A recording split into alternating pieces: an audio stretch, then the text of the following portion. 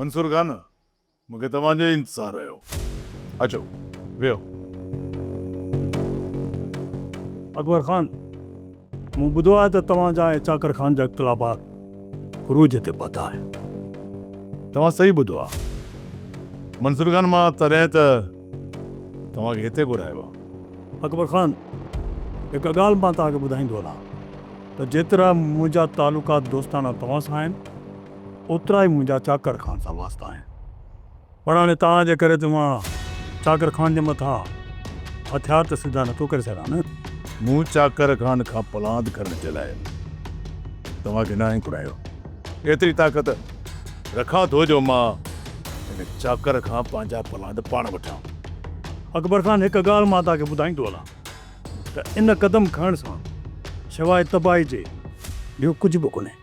हिन तबाहीअ खे चाकर खान ई दावत ॾिनी आहे। हाणे इहा तबाही अनंतर आहे। इन तबाहीअ खे रोके सघिजे थो अकबर खान, जेकॾहिं तव्हां थोरो ज़िद खां हेठि लहो त। मंसूर खान, मां ई चाकर खान हाणे एतिरो त अॻिते निकिरी चुका आहे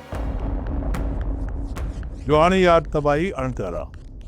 अकबर खान, जेकॾहिं चाकर खान थोरो झुका ॾेखारे ऐं ॻाल्हियुनि लाइ राज़ी थी वञे त पोइ तव्हां पंहिंजो थोरो क़दम हटाईंदो। मां ॿियो चकर हिन चाकर खान खां ॾंगिजी चुको आहियां। हाणे त मुंहिंजो हक़ ठहे थो त मां हुन सां सिधो थी साम्हूं अचां। अकबर खान, आख़िरी चकर तव्हां ॻाल्हियुनि लाइ राज़ी थियो, पोइ बि जेकॾहिं चाकर खान न मञियो त पोइ मुंहिंजो तव्हां सां साथ रहंदो। ठीकु आहे मंसूर खान, मां तव्हांजी दोस्तीअ जे करे हिकिड़ो क़दम पोइ ते हटायां थो, इहो बि इन शर्त ते त ॻाल्हियूं सिर्फ़ु ऐं सिर्फ़ु असां ॿिन्ही जे विच में थी, ॿी का बि दुर विच में न हूंदी। ऐं ॿी ॻाल्हि त ॻाल्हियूं खुलियल मैदान ते मुंहिंजे ज़मीनुनि जे हद में थींदियूं। जेकॾहिं हिन ॻाल्हि जे लाइ तव्हां चाकर खान खे राज़ी करे था वठो त मूंखे कोई एतिराज़ कोन्हे। ठीकु आहे अकबर खान, मां तव्हांजे करे अॼु चाकर खान सां मिली इन जो हल कढां थो। तव्हांजे विच में जेका बरंदड़ बाहि आहे न, मां हुन जो को न को हल ॻोल्हे थो। सोप सीरियल पंजाबेरी तमाम एपिसोड्स ॾिसण लाइ विज़िट करियो असांजो official YouTube channel Sindh TV HD drama.